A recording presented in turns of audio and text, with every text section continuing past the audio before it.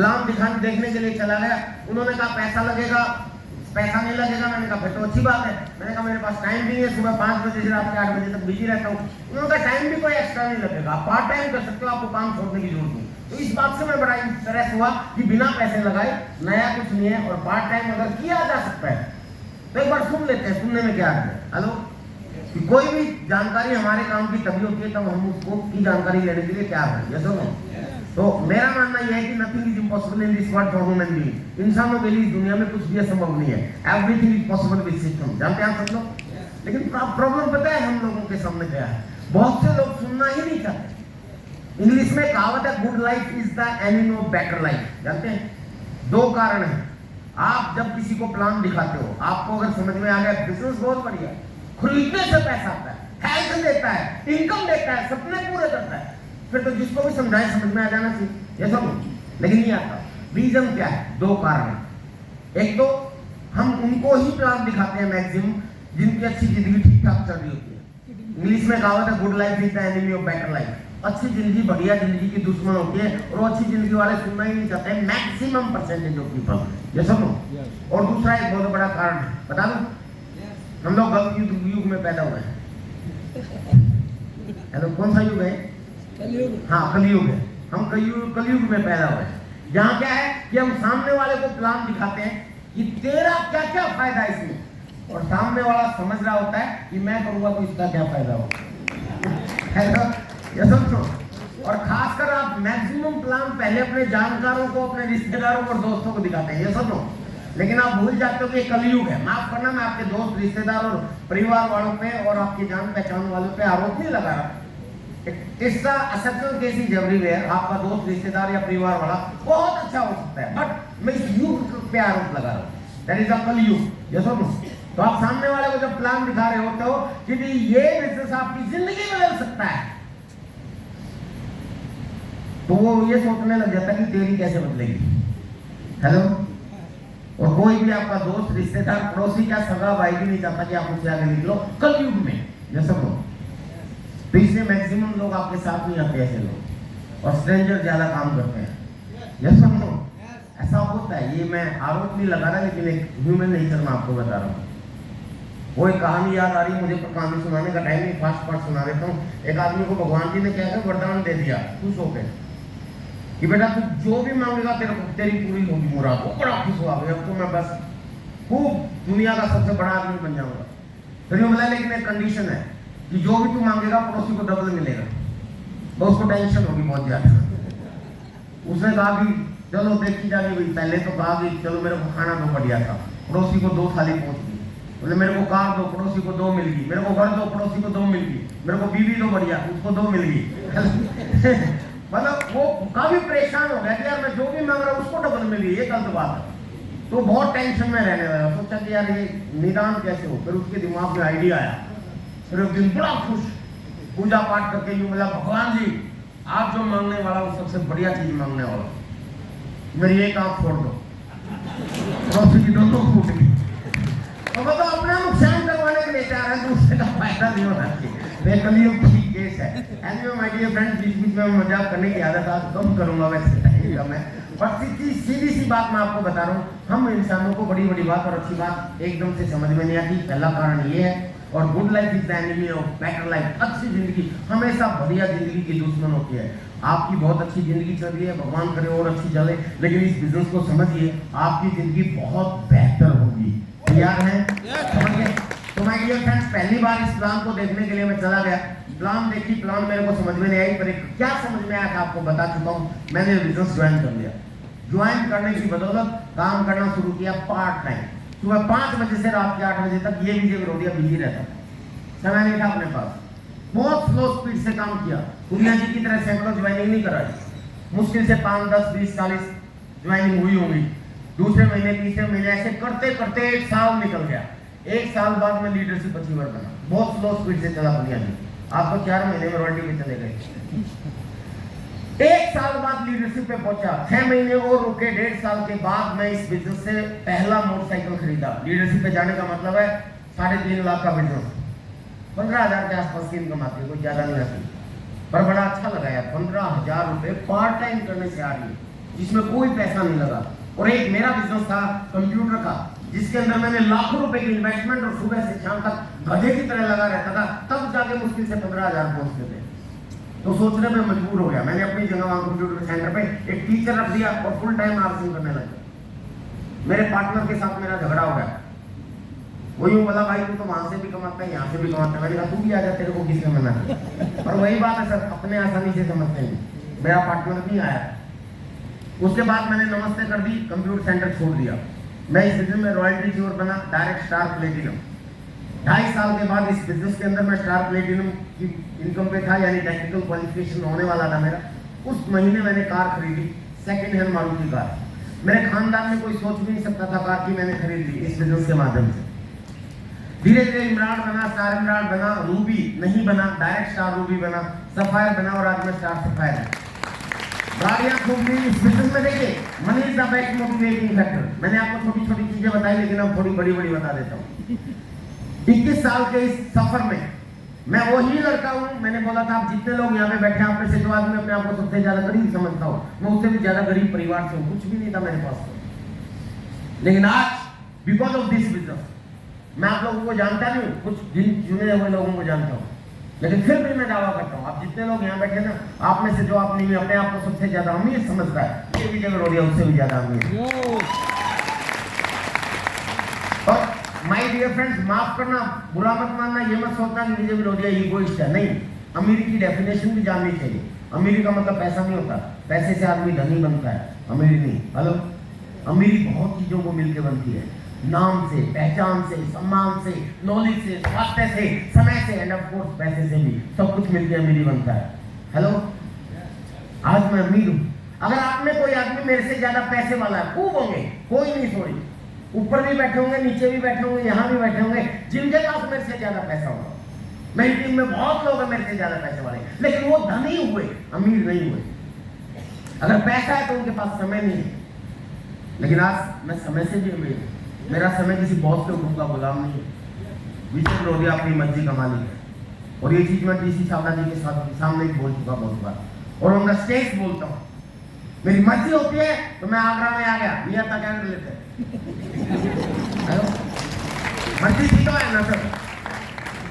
क्या करते आप, फोन करते अपने अपलाइन को, जी वो विजय जी ने टाइम दिया था, नहीं आए।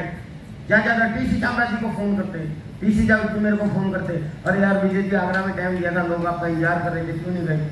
मैं कहता मेरी मर्जी, कुछ नहीं कर सकते। हेलो, एक दिन उनके सामने ही एनिवर्सरी प्रोग्राम में पटना में मैंने बोल दिया था, मेरी मर्जी हो तो मैं पटना जाता हूँ, मेरी मर्जी तो मैं बंगाल जाता हूँ, मेरी मर्जी तो मैं आंध्रा जाता हूँ, मेरी मर्जी तो मैं केरला जाता हूँ, मेरी मर्जी तो मैं पंजाब जाता हूँ, मेरी मर्जी तो कश्मीर जाता हूँ, मेरी मर्जी तो आउट ऑफ इंडिया जाता हूँ, मेरी मर्जी तो घर में पढ़ा रहता हूँ, मेरी मर्जी। और ये करके टीसी की तरफ देखने लगा, टीसी की तरफ देखने लगा, मेरी मर्जी। वो भी नीचे करने करके, हाँ तेरी मर्जी। हेलो सर, बताइए इससे बढ़िया अमीरी हो सकती है? पैसा तो दुनिया पता नहीं कहाँ कहाँ कमा लेगी सर, लेकिन पैसा कमाते हुए आप देखिए, आज आपका समय आपका नहीं। आप किस टाइम आपको खाना है, किस टाइम आपको सोना है, किस टाइम आपको उठना है, किस टाइम आपको वॉशरूम जाना है, कोई और तय करता है। हेलो, लेकिन यहाँ इस बिजनेस में मर्जी का मालिक बना जाता है। बनना चाहते हैं अमीर, बनना चाहते हैं मर्जी का मालिक, ये बिजनेस बना सकता है सब। मैंने कहा टीसी छावड़ा जी भी कुछ नहीं कर सकते। तभी कहा जाता है कि पीढ़ियों तक पीढ़ी आपको इनकम देगा। आपको एक प्लान दिया गया है, उस प्लान पे आप काम कीजिए, अपना नेटवर्क कीजिए, आपका बिजनेस होगा तो आपको इनकम होगी, नहीं होगा तो नहीं आएगा। हेलो, सिंपल सी बात है। किसी आदमी ने ज्वाइन किया, 100 रुपए का सामान खरीदा, बिजनेस वॉल्यूम का, सिंपल सी बात है, उसको 10% बिजनेस वॉल्यूम का उसके अकाउंट में आएगा ही आएगा। तो 10 रुपए तो आएगा। अगर वो 1000 का करेगा तो और ज्यादा आएगा, वो 1 लाख का करेगा और ज्यादा आएगा, करोड़ का करेगा और ज्यादा आएगा। नेचुरल है, समझ रहे हैं? मैं मेरा ज्यादा होता है तो मेरे को ज्यादा आता है। समझ में आ रही है आप लोगों को? सिंपल से एक चीज बताता हूँ सर, आज मैं आप सबसे अमीर हूँ इसलिए नहीं कि पैसे वाला नहीं, पैसा मेरे से ज्यादा बहुत लोगों के पास होगा, बट मैं कहां से उठा था वो भी देखिए। घर नहीं था मेरे पास, आज घरों की लाइन लगी हुई है। एक आध तो भूल जाऊंगा अगर गिनाने लग जाऊंगा तो। दो तो जिस शहर का मैं रहने वाला हूँ वहां है 2 करोड़ से ऊपर की कीमत, उसके बाद रोहतक में, उसके बाद दिल्ली में, उसके बाद एक वो है जिसमें मैं रह रहा हूँ, उसके बाद एक अभी 2.5 करोड़ का लिया सुरेंद्र वर्जी के पड़ोस में, जिसका मैंने अपना YouTube पे वीडियो भी डाला है, देखा होगा आप लोगों ने। एक आधा और पड़ा होगा इधर उधर। हेलो, उसके बाद जमीन नहीं थी हमारी कोई भी, मेरे दादाजी भी किसी और की जमीन में खेती करते थे। इंडिया की 7 स्टेट में मेरी जमीन आ रहा, बल्कि एक आध में भी होगी, बताऊंगी। गाड़ियां कभी सोचा भी नहीं था हमारे खानदान में। आज मेरे परिवार के हर सदस्य के पास अलग कार है, मेरे पास अलग कार है, मेरी पत्नी के पास अलग कार है, मेरी वाइफ के पास अलग। अच्छा, वाइफ पत्नी एक ही होती है? जी सोच रहा हूँ, अरे वाइफ अलग पत्नी अलग, बीच में रो दिया तो गजब है। मजाक कर रहा हूँ, मेरी आदत है मजाक करते हुए बात करने। तो सीधी सी बात है माय डियर फ्रेंड्स, आज मेरे पास अलग कार है, मेरी वाइफ के पास अलग कार है, मेरे पापा जी के पास अलग कार है, मेरे भाई के पास अलग कार है, मेरी बहन के पास अलग कार है, बड़ी बहन के पास अलग कार है, और एक चोर ले गए, इन चोरों के पास अलग कार है। हेलो, मेरी स्पोर्ट की चोरी होगी, समझ रहे हैं? और इसके पास एक मेरी जो पहली कार थी वो भी है, 5, 6, 7, 8, इनमें से कोई भी नहीं बेची मैंने। वो जो पहली गाड़ी थी वो भी मेरे घर पे खड़ी हुई है। That is the power of this business. और पैसे की बात की जाए, money is the best motivating factor, पर मैं आपको देने वाला नहीं हूं। हेलो, कलयुग आदमी में मानव स्वभाव है, वो अधिकतम मुनाफा कमाना चाहता है, ये सुनो। पैसे की अगर बात की जाए तो हर महीने इतनी इनकम आती है सर, मेरे को बताते हुए बड़ा मजा आता है कि भारत का जो सबसे बड़ा नाम है आज के संबंध में, आदरणीय नरेंद्र दामोदर दास मोदी, भारत के प्रधानमंत्री, उसकी तनख्वाह मैं ही देता हूँ। कितनी इनकम आती है, और ये ऑन द स्टेज बोलता हूँ। एक दिन मेरे को एक बंदे ने पुनिया था, पता क्या बोल दिया, सर आप स्टेज से मत बोला करो, बहुत से लोग रिकॉर्डिंग करते हैं, कोई केस पूछ कर देगा। कोई बात नहीं, मेरे पास मोबाइल है, इसके अंदर रसीद लेता हूँ। बोले अरे सर आप मोदी साहब के बारे में बोलते हो, पता नहीं उसके साथ अमित शाह भी है, किस दिन आपको पता चल गया ना आपको उठवा लेंगे। मैंने कहा कोई बात नहीं, मेरे पास सबूत है। हर महीने जितनी प्रधानमंत्री तनख्वाह लेता है ना, वो मैं ही देता हूँ, और ये मजाक नहीं कर रहा, सच में ही देता हूँ, तभी ऑन द स्टेज बोलता हूँ। मोदी साहब भी मेरे को पूछने लगे तो रसीद दिखा दूंगा, देख मेरे जी। हेलो, अब आप सोचोगे हाउ इट पॉसिबल? तो कई लोग जो पढ़े लिखे समझदार और पैसे वाले हैं वो सोच रहे होंगे कि आप इनकम टैक्स देते हो, शायद इसलिए बोल रहे हो। इनकम टैक्स तो साल में एक बार दिया जाता है, मोदी साहब हर महीने तनख्वाह लेते हैं। तो माय डियर फ्रेंड्स, मैं आपको बता दूं, इसी प्रधानमंत्री ने बहुत बढ़िया टैक्स भी लगाया था हमारे ऊपर, गब्बर सिंह टैक्स। हेलो, जो 20 लाख रुपए सालाना से ज्यादा इनकम लेते हैं उनको टैक्स देना पड़ता है, पता ना आप लोगों को, और मैं उससे मैं ज्यादा में आता हूँ, इसलिए हमें हर महीने जीएसटी भी भरना पड़ता है। जितने भी सरकारी एम्प्लॉय हैं या जितने भी सरकारी पदाधिकारी हैं, चाहे वो सीएम हो, पीएम हो, मोदी हो, कोई भी हो, इन सब की तनख्वाह कहां से आती है? जीएसटी से। नहीं, आप सब लोगों के टैक्स से। हेलो, चाहे सरकारी टीचर हो, चाहे सरकारी डॉक्टर हो, ये सुनो, 150 करोड़ की पॉपुलेशन जो टैक्स देती है ना, उससे इन लोगों की तनख्वाह जाती है। कोई अपने घर से लेके नहीं आया, मोदी साहब अपने पापा जी का पैसा नहीं लेके आए, वो हम लोगों का टैक्स होता है। अब मैं आपको एक बताना चाहता हूं सर, हम लोगों का टैक्स जो है ना, सारे सरकारी कर्मचारी, सारे सरकारी अधिकारी, सबकी टैक्स, सबकी इनकम आप लोगों के टैक्स से जाती है। 2 तरह का टैक्स होता है, एक डायरेक्ट, एक इनडायरेक्ट। डायरेक्ट टैक्स इंडिया में 3 तरह के लोग देते हैं, और हमें करना हम 3 में आ गए। और इनडायरेक्ट टैक्स एक भिखारी भी देता है, जैसे कोई चीज आप खरीदते तो उसके ऊपर टैक्स लगता है, वो आपको पे करना पड़ता है। आप पेट्रोल डलवाओगे 50% से ज्यादा टैक्स लगेगा ही लगेगा, ये सुनो। तो बाकी 150 करोड़ की जो आबादी है ना सर, वो पूरी सरकारी कर्मचारी और पूरे तंत्र को तनख्वाह देता है। प्रधानमंत्री का ठेका मैंने ले रखा है। कितनी पावर इस बिजनेस ने दे दी सर मात्र 20 साल के अंदर। और मेरा टारगेट है आने वाले समय में पूरे भारत की कैबिनेट मिनिस्ट्री को मैं तनख्वाह दूंगा। और ऐसा वजूद आपके साथ भी हो सकता है, क्योंकि जो मैं जीएसटी भरता हूं, डायरेक्ट और इनडायरेक्ट टैक्स दोनों मिला के अगर मैं बात करूंगा ना, तो वो प्रधानमंत्री की तनख्वाह से कहीं ज्यादा चला जाता है। ये तो सर बड़ी बड़ी बात है, चलो पैसे वाली है, मैं आपको नहीं देने वाला, लेकिन सिंपल सी बात है सर, अगर आप काम करोगे तो आपको भी आएगा, ये सुनो। और क्यों आएगा वो भी मैं आपको बता दूंगा, बट उससे पहले एक चीज समझने की है कि ये बिजनेस सिर्फ पैसे के लिए मत करो। मैं इसको आज से इसलिए नहीं बोलता, 21 साल का मेरा अनुभव है, कि इसमें ये पैसा आपको आता है, नो।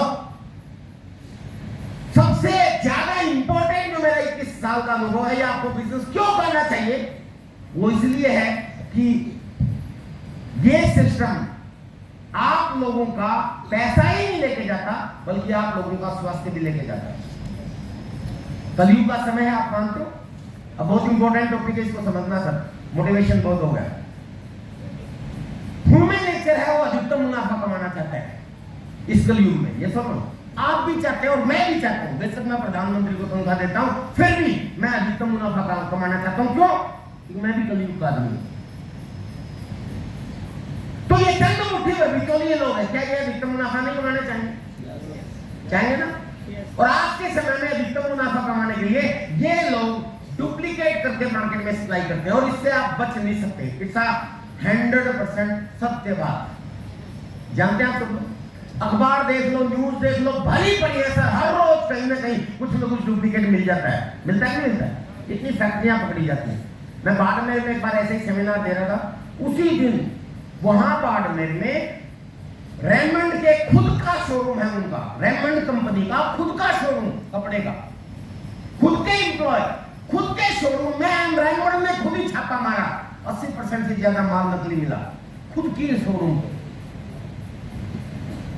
पटना के अंदर विशाल मेगा मार्ट, नाम लेके बोल रहा हूं, उसके अंदर एक बार बहुत पहले की बात है, आई थिंक 10-15 साल पहले की होगी, मुझे भी याद नहीं, पूरे अखबारों में हल्ला हो गया था, 70-80% प्रोडक्ट नकली, हर तरह के। कहां तक बचोगे आप? बच सकते हैं? इस WCM में अगर आप सामान ले रहे हो तो मैं कहता हूं आप अपने परिवार के दुश्मन हैं, माफ करना, बट सच्चाई है। RCM आपको क्यों करना चाहिए? इसलिए नहीं कि आपको अमीर बना देगा, इसलिए नहीं कि विजय विरोधिया को पैसा आ गया आपको भी आ जाएगा, या पुनिया जी को आ गया आपको भी आ जाएगा, या अजीत जी को आ गया आपको भी आ जाएगा, आप भी सुरेंद्र बंसी बन जाओगे, बनोगे, उससे भी ज्यादा बनोगे, बट उससे ज्यादा इंपॉर्टेंट है आपके परिवार का स्वास्थ्य। मेरा मानना यह है, अगर कोई आदमी RCM से सामान नहीं खरीद रहा तो अपने परिवार का दुश्मन है। सच्चाई प्रूव कर दूंगा। जो करते हैं अपने बीवी बच्चों से प्यार, वो नहीं कर सकते RCM से इनकार। कैसे? ये लोग डुप्लीकेट करते हैं, ये चीज तो हम मानते हैं। कोई दुकानदार है हमारे बीच में? प्लीज है? एक जना भाग के आएगा, कोई भी प्लीज एक बार फास्ट थोड़ा सा स्पीड ले। Thank you. ये दुकानदार है भाई साहब, किस चीज की दुकान है सर? जनरल स्टोर है, बिरयानी की दुकान है। मैं इनसे फास्ट क्वेश्चन पूछता हूँ। मान लेते क्या ये दुकानदार ही है, मैं इनसे जाके एक चीज पूछता हूँ, मैं सप्लायर हूँ और ये दुकानदार, मैं इनसे पूछता हूँ, सर एक बात बताओ, आप आगरा में दुकान रखते हो, आगरा में चाय बेचते हो, आपकी दुकान पे चाय बिकती है? ये कहेगा हाँ बिकती है। यस। मैं इससे पूछता हूँ कि एक चाय के पैकेट में कितना पैसा बचता है? 1 रुपया। अब ये कहेंगे कि 1 रुपया बचता है। मैं कहता हूँ कौन सा बेचते हो? ये कहते हैं कि जी ये ब्रांड बेचता हूँ, मान लेते हैं पर्टिकुलर कोई से भी ब्रांड का ये नाम ले लेते हैं, हाँ ताजा। ये कहते हैं कि आगरा के लोग तो ताजा चाय खाते हैं, और एक प्रोडक्ट पे, एक पैकेट पे 1 रुपया बचता है। अब मैं इसको कहता हूँ कि मैं आपको आगे से चाय सप्लाई करूंगा, 1 की बजाय आपको 5 रुपए बचेंगे। लेगा कि नहीं लेगा? हेलो, लेगा? मैं अपने बैग से निकाल के लेके आता हूँ ताजा का ही पैकेट, बिल्कुल सेम। भाई साहब आज के समय में नोट तक नकली पकड़ना मुश्किल है, रैपर पकड़े जा सकते हैं? आपका क्या कसूर था? आप तो जाके ताजा ही लोगे ना इससे।